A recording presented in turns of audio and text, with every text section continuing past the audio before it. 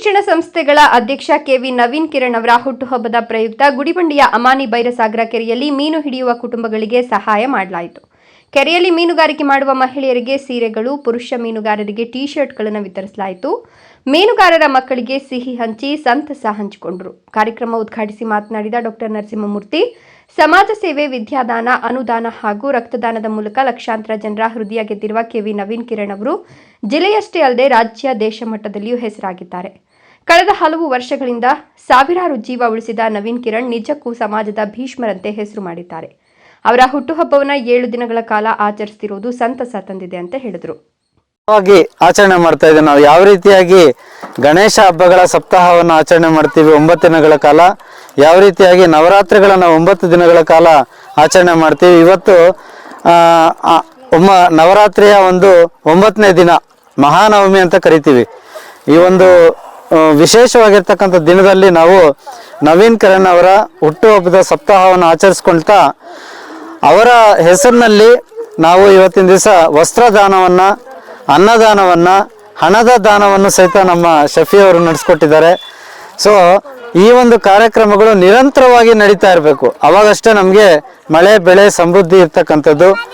ಈ ಒಂದು ಸಂದರ್ಭದಲ್ಲಿ ಶ್ರೀಯುತರಿಗೆ ಆಯುಷು, ಆರೋಗ್ಯ, ಐಶ್ವರ್ಯ, ರಾಜಕೀಯ ಪ್ರಮುಖತ್ವ ಎಲ್ಲವೂ ಸಹಿತ ಭಗವಂತ ದಯಪಾಲಿಸಲಿ ಅಂತ ಕೋರ್ಕೊಳ್ತಾ ಅವರಿಗೆ ಮತ್ತೊಮ್ಮೆ ತುಂಬು ಹೃದಯದ ಹುಟ್ಟುಹಬ್ಬದ ಶುಭಾಶಯಗಳನ್ನು ಕೋರಿ ಅವರಿಗೆ ಶುಭಾಶಯಗಳನ್ನು ಕೋರ್ತಾ ಇದ್ದೀವಿ.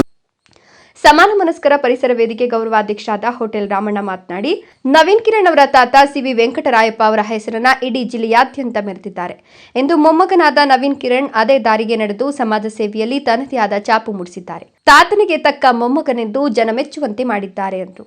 ರಾಜ್ಯ ಕಾರ್ಮಿಕ ಸಂಘದ ಅಧ್ಯಕ್ಷ ಪ್ರಕಾಶ್ ಮಾತನಾಡಿ, ನವೀನ್ ಕಿರಣ್ ಅವರ ಸೇವಾ ಸಾಧನೆಗಳು ಜಿಲ್ಲೆಯಲ್ಲಿ ಮಾತ್ರವಲ್ಲದೆ ರಾಜ್ಯದ ಮೂಲೆ ಮೂಲೆಗೂ ಹರಡಲಿ, ಸಮಾಜಮುಖಿ ಚಟುವಟಿಕೆಗಳು ಯುವಕರಿಗೆ ಮಾದರಿಯಾಗಲಿ, ಇಂತಹ ಸೇವೆಯ ಹಾದಿಯಲ್ಲಿ ಸದಾ ಮುಂದುವರಿಯಲಿ ಅಂತ ಹಾರೈಸಿದರು.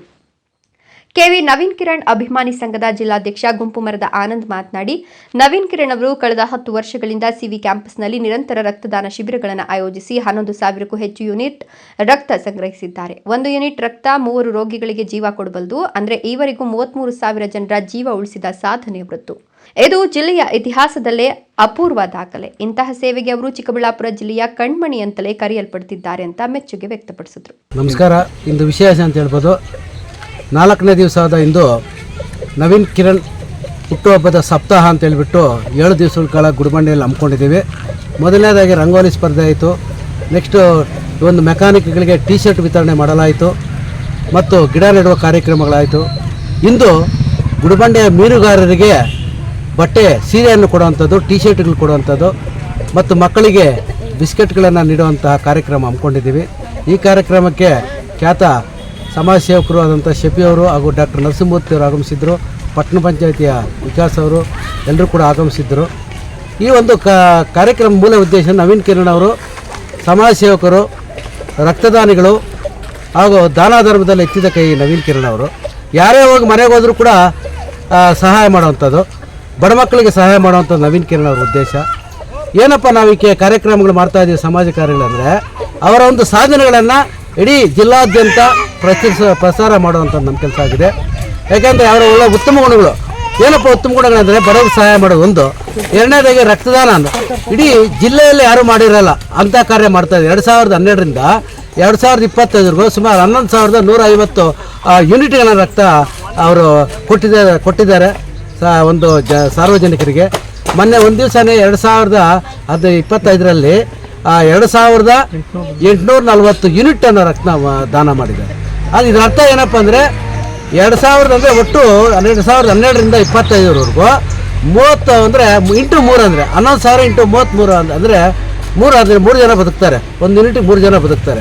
ಅಂದರೆ 33,000 ಜನಕ್ಕೆ ಜೀವ ಉಳಿಸುವಂಥ ಏಕೈಕ ವ್ಯಕ್ತಿ ಅಂದರೆ ನವೀನ್ ಕಿರಣ್ ಅವರು.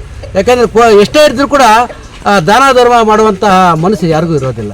ಅಂಥ ಕೆಲಸ ನವೀನ್ ಕಿರಣ್. ಯಾಕಂದರೆ ಲಕ್ಷಾಂತರ ಜನ ಇಡೀ ವಿದೇಶಗಳಲ್ಲಿ ಓದ್ತಾ ಇದ್ದಾರೆ. ಅವರ ಶಿಕ್ಷಣ ಸಂಸ್ಥೆಯಲ್ಲಿ ಓದೋರಾಗ್ಬೋದು ಮತ್ತು ಸುಮಾರು ಜನಕ್ಕೆ ಕೆಲಸ ಕೊಟ್ಟು ಸಾವಿರಾರು ಜನಕ್ಕೆ ಜೀವನ ಜ್ಯೋತಿ ಆಗಿದ್ದಾರೆ ಯಾರು ನವೀನ್ ಕಿರಣ್.